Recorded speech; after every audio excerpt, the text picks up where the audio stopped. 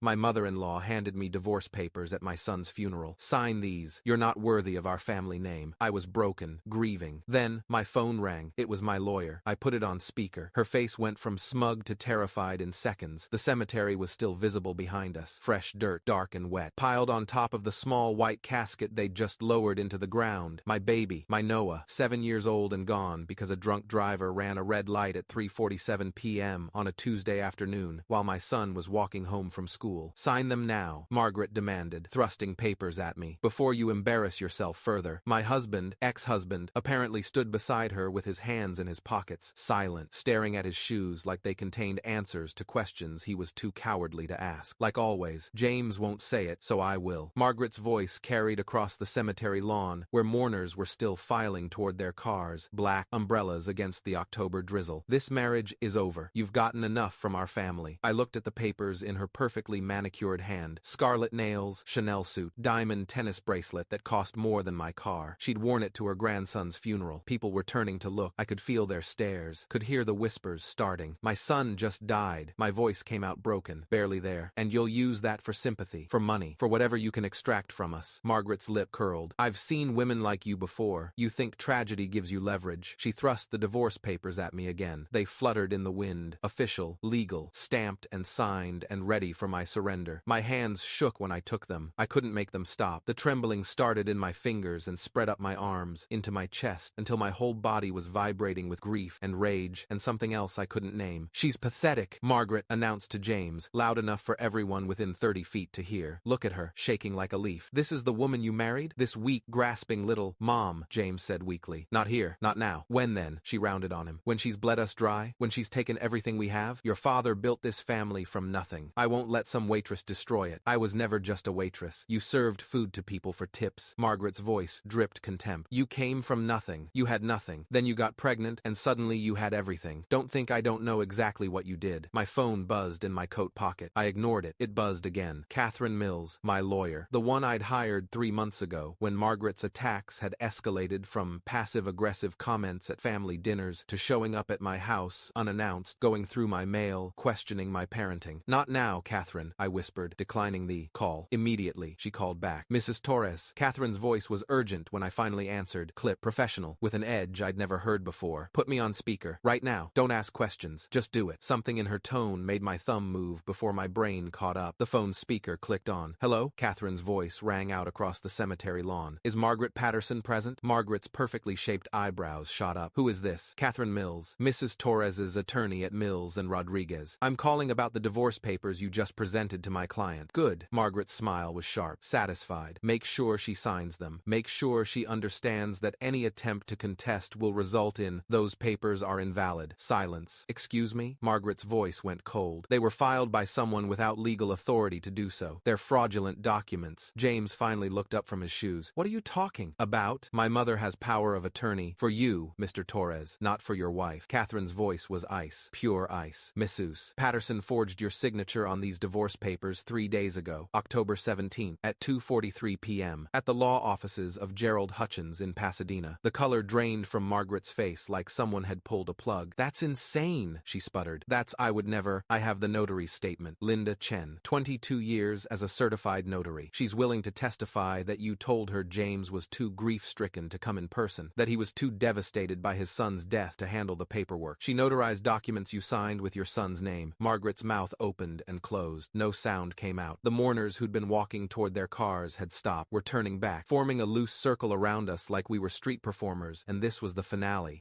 Margaret tried again. I was acting in my son's best interest. You were committing fraud, forgery, identity theft. Take your pick of felonies. James grabbed his mother's arm. His face had gone white. Mom, what did you do? I was protecting you. There's more, Catherine continued, and her voice had gone from ice to something colder, something darker. The life insurance policy on your grandson, Noah James Torres. The $2 million policy through Pacific Life Insurance. You attempted to redirect the payout to yourself this morning. James's grip on Margaret's arm tightened. What? I can explain. Margaret was backing up now, nearly tripping over a cemetery bench. The insurance company flagged it as fraud. They've already contacted the police. Detective Raymond Shaw, with the Pasadena Police Department's Fraud Division. 16 years on the force. He's very interested in speaking with you. Margaret sat down hard on the bench, her Chanel suit rumpled, her diamond bracelet catching the weak sunlight sunlight breaking through the clouds. You called the insurance company at 9:17 this morning, Catherine continued relentlessly, while your daughter-in-law was at the funeral home making final arrangements. You claimed to be the primary beneficiary. You submitted falsified documents showing you as the policyholder. She doesn't deserve that money. Margaret's voice was rising now, losing its polish, its control. She'll waste it. She'll run off with it. I know women like her. You're not the beneficiary, Margaret. Catherine's voice cut through. You never were. The policy names Noah's mother as sole beneficiary, not his father, not his grandmother. The mother you've spent the last hour publicly calling a gold digger at her own son's funeral. The crowd murmured. Someone gasped. James was staring at me like he'd never seen me before. You knew about the policy? I set it up when Noah was born. My voice came out steady now, stronger. When your mother told me at the hospital that I'd never be good enough for this family, that I'd trapped you, that she'd be watching me. You weren't good enough, Margaret hissed from her bench. You still aren't. A waitress. You saw money, and you latched on like a parasite. Stop calling me a waitress like it's an insult. I turned to face her fully. I was a waitress putting myself through nursing school. I graduated top of my class from USC. I'm a pediatric oncology nurse. I make $93,000 a year. I never needed your money, Margaret. I never wanted it. Then why the life insurance? Because I'm a mother. My voice cracked. Because I wanted my son protected. Because I know bad things happen to good people, and I wanted to make sure if anything ever happened to me, Noah would be taken care of. I had to stop, had to breathe. I never thought the words wouldn't come. I never thought I'd be burying him at 7 years old. I never thought I'd be the one collecting instead of him. Several people in the crowd were crying now. I saw Noah's teacher, Mrs. Rodriguez, dabbing at her eyes with a tissue. Saw my co-worker Alicia covering her mouth with both hands. Saw James's Uncle Tom shaking his head slowly, disgust written across his face as he stared at Margaret. Mrs. Patterson, Catherine's voice cut through again. I'm also calling about the house. Margaret froze. The house at 847 Maple Drive in South Pasadena. The 3-bedroom Craftsman that James and his wife purchased 5 years ago for $478,000. The one you've been telling everyone at family gatherings belongs to the family. The one you've said should revert to the Patterson estate if the marriage ends. It should, Margaret started. I have the deed right here. Care to guess whose name is on it? Both of ours, James said quietly. Mine and Elena's. Exclusively. Joint tenancy with right of survivorship. Not Margaret Patterson. Not the Patterson Family Trust. In fact, Mrs. Torres has been making 100% of the mortgage payments for the last 14 months, since Mr. Torres's commercial real estate business began experiencing significant financial difficulties. James was staring at me. How? How were you making the payments? I thought. You thought what? I looked at him. Really looked at him. At the man I'd married 8 years ago. The man who'd proposed on a beach in Malibu. The man who'd cried when Noah was born. The man who'd slowly, gradually, steadily let his mother poison everything we'd built. You thought I was sitting at home eating bonbons? You thought I spent my days shopping and gossiping? I don't know what I thought, he admitted. Mom said. Your mother said I was lazy, that I didn't contribute, that I was living off the Patterson name. I looked at Margaret. I picked up extra shifts, night shifts, weekend shifts, double shifts. I worked 50, 60, 70 hours a week. I made the mortgage payments. I paid the utilities. I bought the groceries. I put gas in both cars, while you told everyone I was a burden. Margaret's lawyer, a thin man, in a too-tight suit, who'd been hovering at the edge of the crowd, appeared at her elbow, whispered something urgent in her ear. Her face went from white to gray. One more thing, Catherine said, and I heard papers rustling on her end of the line. The college fund, the 529 plan that was set up for Noah when he was born, the one your mother-in-law has been managing as the account custodian. My stomach dropped. I'd forgotten about the college fund. She liquidated it yesterday, October 18th, at 4:32 p.m., all $73,412. Transferred it to her personal checking account at Wells Fargo. James lunged at his mother. Actually lunged. His Uncle Tom had to grab him. You did? What? James's voice was raw, broken. You stole from your own grandson? I was protecting family assets. Margaret was standing now, backing away from her son, from the crowd, from the reality of what she'd done. From who? James roared. From his mother? The woman who just lost everything? The woman who's standing at our son's grave while you try to steal from her? She would have taken it in the divorce. There is no divorce. James's face was purple. You forged my signature. You committed fraud. You tried to steal insurance money from our dead son. Margaret's lawyer had his phone out now, was speaking rapidly in low tones, probably calling his malpractice insurance carrier. Mrs. Torres, Catherine said. I've compiled all the evidence. The forged divorce papers, the insurance fraud attempt, the theft of the college fund. I've sent everything to the Los Angeles County District Attorney's office. They'll be filing charges within the hour. Margaret collapsed back onto the bench. Her lawyer was backing away now, putting distance between himself and his client. Smart man. James knelt in front of me. His eyes were red, his hands shaking. Elena Elena, I'm so sorry. I didn't know. I swear I didn't know what she was doing. You should have stood up for me at our son's funeral. My voice was flat, empty. That was all I needed. For you to tell your mother to stop, to leave, to let me grieve in peace. But you just stood there, like always. He flinched, like I'd slapped him. Good. I looked past him to Margaret. She was crying now. Real tears. Mascara running down her face in black rivers, destroying her perfect makeup, her perfect image. Mrs. Torres, Catherine said. One more thing. The prenuptial agreement Margaret insisted you sign 7 years ago, right before the wedding. The one that said you'd get nothing if the marriage ended. Everyone went silent. Even the wind seemed to stop. I had it reviewed by a colleague who specializes in family law, Professor Daniel Kim at UCLA. He's testified in over 200 prenup cases. I could hear my heart beating, could feel James's eyes on me. It's void, Catherine said. Completely unenforceable. Margaret made a sound, a choking, gasping sound. Margaret Patterson witnessed the prenup herself. She signed as a witness. Under California law, family members can't witness prenuptial agreements. It creates a conflict of interest. The prenup was never legally binding. Margaret's face went white, chalk white, which means in the event of a divorce, Mrs. Torres is entitled to half of all marital assets, including the Patterson family trust that James inherited from his father, the irrevocable trust that was supposed to protect family wealth across generations, the one currently valued at $8.4 million.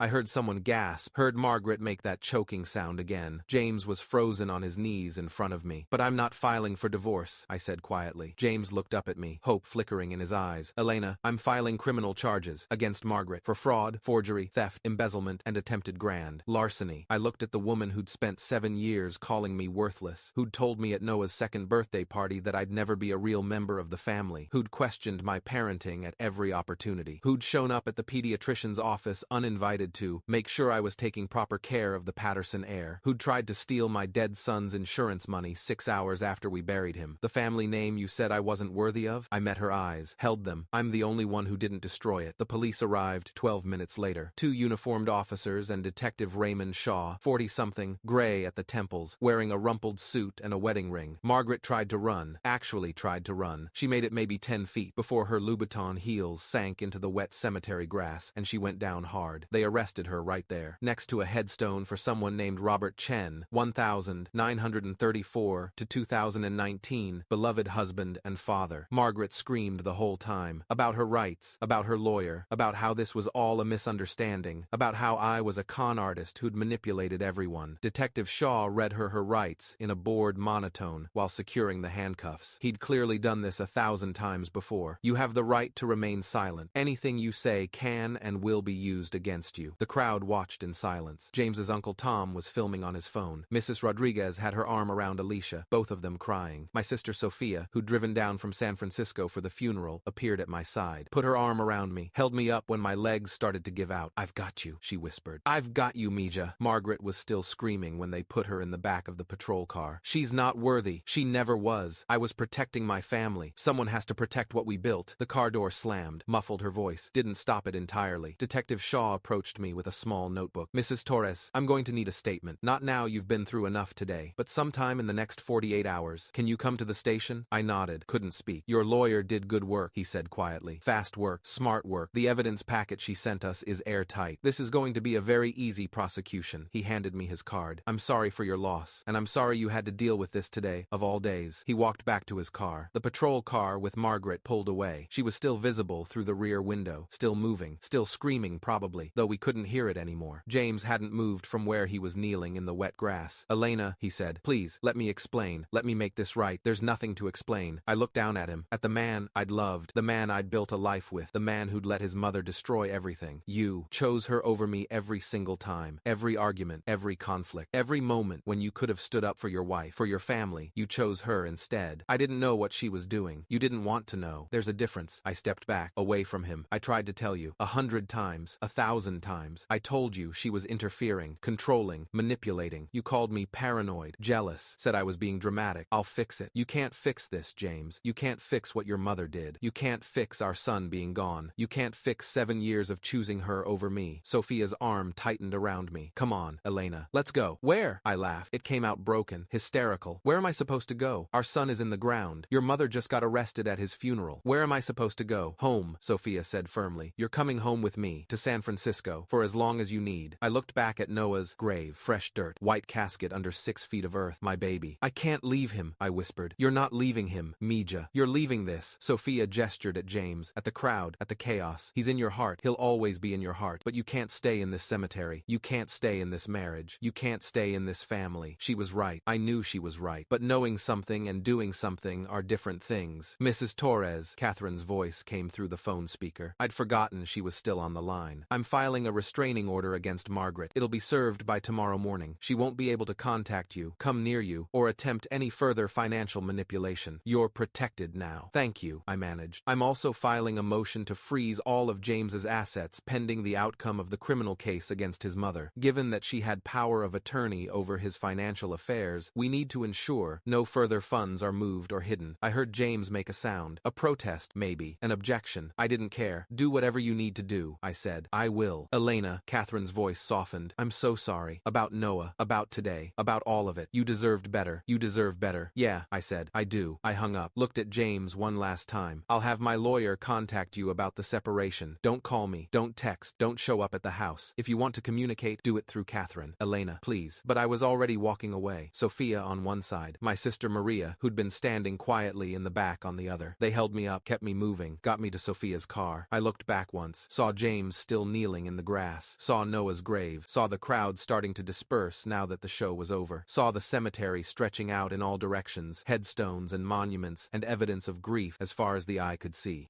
Can't believe she tried to steal from him, I said. From Noah, from her own grandson. I can, Maria said grimly. Mom always said Margaret Patterson would sell her soul for money. Turns out she was right. We drove away. The cemetery disappeared in the rearview mirror. The charges were filed 23 hours later. 11 counts total. Fraud, forgery, grand theft, identity theft, attempted insurance fraud, embezzlement, filing false documents. The list went on. Catherine called me at Sophia's apartment in Noe Valley to walk me through everything. The DA is taking this very seriously. Margaret's bail is set at $250,000. She posted it this morning, used her house as collateral. Of course she did. The trial is set for April, 6 months from now. They want to do a full investigation, pull all her financial records, see if there are other victims. Other times, she's done this. Have they found anything? James's business partner contacted the DA this morning. Apparently Margaret had power of attorney over the business accounts too. He's noticed discrepancies, missing funds, unexplained transfers. They're investigating whether she embezzled from the business. I closed my eyes. James, he's cooperating with the investigation. His lawyer advised him to distance himself from his mother's actions. He's claiming he had no knowledge of any of it. Did he? I don't know, Catherine said honestly. The DA doesn't think so. They think Margaret acted alone, but they're investigating everyone with access to the accounts. What about the college fund? Can we get it back? I've already filed a motion. Wells Fargo has frozen Margaret's account pending resolution of the criminal case. The $73,000 will be returned to a new 529 account in Noah's name with you as the sole custodian. But Noah's, I couldn't say it. He doesn't need a college fund anymore. The money is yours. You can roll it into a different type of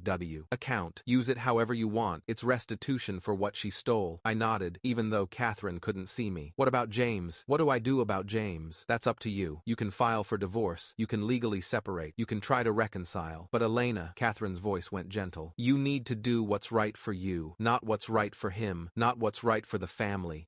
I don't know what that is anymore. You will. Give it time. James called 47 times in 3 days. I blocked his number. He showed up at Sophia's apartment. I didn't answer the door. He sent letters. I returned them unopened. He sent flowers. I donated them to a local hospital. On the 4th day, his uncle Tom called. Elena, it's Tom Patterson, James's uncle. I was at the funeral. I remember. I need to tell you something. About Margaret. About what she's been doing. I know what she's been doing. No, you don't. Not all of it. Tom's voice was heavy, exhausted. I've been going through family records, financial documents. Margaret has power of attorney over my mother James's grandmother. She's 92. In a memory care facility. My stomach dropped. Margaret's been stealing from her too. For years. Tens of thousands of dollars. Maybe more. My mother's accounts are almost empty. I thought it was medical expenses. Facility costs. It wasn't. It was Margaret. Oh God. I'm filing elder abuse charges. Financial exploitation. The DA is adding it to her case. Tom was quiet for a moment. I'm sorry, Elena. I'm sorry we didn't see what she was. I'm sorry we let her do this to you. To Noah. To all of us. It's not your fault. It is. We all saw the signs. We all knew she was controlling, manipulative. We just didn't think she'd go this far. He paused. For what it's worth, James is devastated. He's barely eating, barely sleeping. He's realized what he lost, what he let his mother destroy. That doesn't change anything. I know. I just wanted you to know that he knows, that he understands what he did, what he didn't do. Thank you for telling me. After I hung up, I sat on Sophia's couch, staring at meant nothing. Sophia brought me tea. What are you thinking? She asked. I'm thinking that I spent 7 years fighting Margaret, fighting for my marriage, fighting to be accepted, fighting to be good enough. I looked at her, and none of it mattered. She was never going to accept me. She was never going to stop, because it wasn't really about me. It was about control, about money, about power. Are you going to divorce him? I don't know. I sipped the tea. It was chamomile, calming. Part of me still loves him. The him from before. The him who used to stand up for me, who used to choose me. But that person is gone. Or maybe he was never real. Maybe I just wanted him to be real so badly that I convinced myself he was. You deserve someone who chooses you first, every time. Not just when it's convenient. I know, but knowing and doing are different things. The preliminary hearing was in December. Margaret showed up in a conservative navy suit with her hair pulled back, trying to look respectable, dignified. The judge wasn't buying it. Mrs. Patterson, you're charged with 11 felonies. The evidence against you is substantial. Do you understand the gravity of these charges? Margaret's lawyer, a different one, expensive, from a big downtown firm, stood up. Your Honor, my client maintains her innocence. She was acting in her family's best interests. She forged documents. She stole from her grandson's college fund. She attempted to redirect a life insurance payout from a dead child. The judge's voice was ice. None of that sounds like anyone's best interests, except her own. She was protecting family assets. From the child's mother, the woman with legal custody, the woman who'd been supporting the household. The judge shuffled papers. I'm denying bail reduction. Mrs. Patterson will remain free on the original $250,000 bond, but she's required to wear an ankle monitor. She's prohibited from accessing any financial accounts except her personal checking, which will be monitored. She's prohibited from contact with Mrs. Elena Torres, Noah Torres's estate, or any potential witnesses. Margaret's face went red. Your Honor, that's excessive. What's excessive is attempting to steal $2 million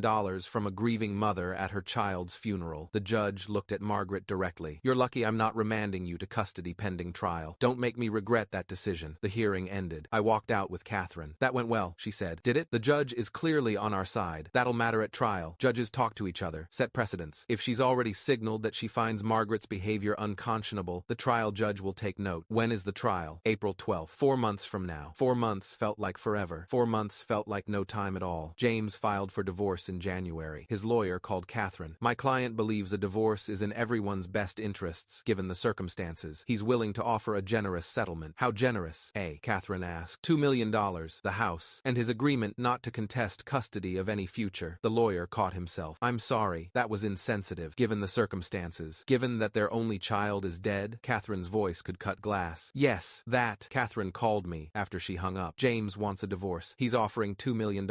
I don't want his money. Elena, I don't want his money. I don't want anything from him except to be left alone. You're entitled to half of everything. The trust alone is worth over $8 million. You could take $4 million and walk away. Start over. Build a new life. With blood money? With Patterson money? The same. Money Margaret was so desperate to protect that she stole from her own grandson? Catherine was quiet. I don't want it, I said firmly. I want the house. My half of the house. I want it sold, and I want my equity from it. That's all. That's maybe $300,000. You're walking away from millions. I don't care. I never wanted their money. I wanted a family. I wanted a husband who chose me. I wanted my son to grow up happy and safe. My voice broke. I don't get any of that, so I don't want the money either. Elena, please, Catherine, just do this for me. Negotiate the house sale. Take my equity. That's it. I'm done with the Pattersons. I'm done with all of it. She agreed reluctantly. The divorce papers were filed 2 weeks later. The house sold in March for $680,000. I got $340,000 after paying off the mortgage and the realtor. James got the same. The Patterson family trust stayed with James. I didn't want it. Didn't want anything that connected me to that family anymore. Margaret's trial started on April 12th as scheduled. I had to testify. Had to sit in that witness box and recount the worst day of my life while Margaret stared at me from the defense table. Mrs. Torres, the prosecutor asked, can you describe what happened at your son's funeral? I described it. Every detail. Every word Margaret had said. Every moment of humiliation and grief. The jury looked horrified. 2 of them were crying by the time I finished. And you had no knowledge of Mrs. Patterson's attempts to access the life insurance funds? None. I found out when my lawyer called me. At the cemetery. While Margaret was demanding I sign forged divorce papers. Objection. Margaret's lawyer shot up. Alleged forged papers. Sustained, the judge said. The jury will disregard the characterization. The document's validity is a matter for them to decide. The prosecutor nodded. Mrs. Torres, did you give Margaret Patterson permission to access your son's college fund? No. Did you give her permission to file divorce papers on your husband's behalf? No. Did you give her permission to contact Pacific Life Insurance regarding your son's policy? No. Thank you. No further questions. Margaret's lawyer tried to paint me as vindictive, calculating. calculating, someone who'd set up the insurance policy as a trap. Isn't it true, Mrs. Torres, that you set up this life insurance policy without your husband's knowledge? He knew about it. I told him when Noah was born. But he didn't sign the paperwork? He didn't need to. I was the parent securing the policy. The premiums came from my checking account. He signed the medical release forms. That was all that was required. And you made yourself the sole beneficiary? I'm Noah's mother. Of course I'm the beneficiary. Not your husband? James had his own life insurance through his business. If something happened to me, Noah would have been taken care of. This policy was to protect Noah if something happened to me. That's what parents do. We protect our children. My voice broke on the last word. The lawyer backed off. The trial lasted 3 weeks. The jury deliberated for 4 hours. Guilty on all 11 counts. Margaret collapsed when the verdict was read. Had to be helped from the courtroom by her lawyer and the bailiffs. James wasn't there. He hadn't attended any of the trial. Sentencing was set for 6 weeks later. Catherine called me the day before sentencing. The DA is recommending 8 years. Margaret's lawyer is asking for probation and restitution. 8 years isn't enough. It's the maximum for the charges. With good behavior, she'll serve maybe 5. And then she's free to do this to someone else? She'll be a convicted felon. She'll lose her financial licenses, her ability to serve as power of attorney, most of her social standing. Her life as she knew it is over. Good. The next day, I sat in the courtroom while the judge sentenced Margaret Patterson to 8 years in state prison. Mrs. Patterson, the judge said, you violated the trust of your family in the most egregious ways possible. You stole from your own grandson's education fund. You attempted to steal his life insurance benefits. You forged legal documents. You exploited your elderly mother-in-law's diminished capacity. You have shown no remorse, no accountability, no recognition of the harm you've caused. Margaret was crying. I'm sentencing you to 8 years in state prison on the primary charges. The sentences on the remaining charges will run concurrently. You're ordered to pay full restitution of all stolen funds plus damages. You're permanently barred from serving as power of attorney or financial custodian for any other person. Do you understand this sentence? Yes, Margaret whispered. They took her away in handcuffs. I watched her go, felt nothing, just empty. 6 months after the sentencing, I was still living with Sophia in San Francisco, working at UCSF Children's Hospital, starting over, building something new. James called once. Sophia answered because I'd blocked his number. She doesn't want to talk to you, Sophia said. I know.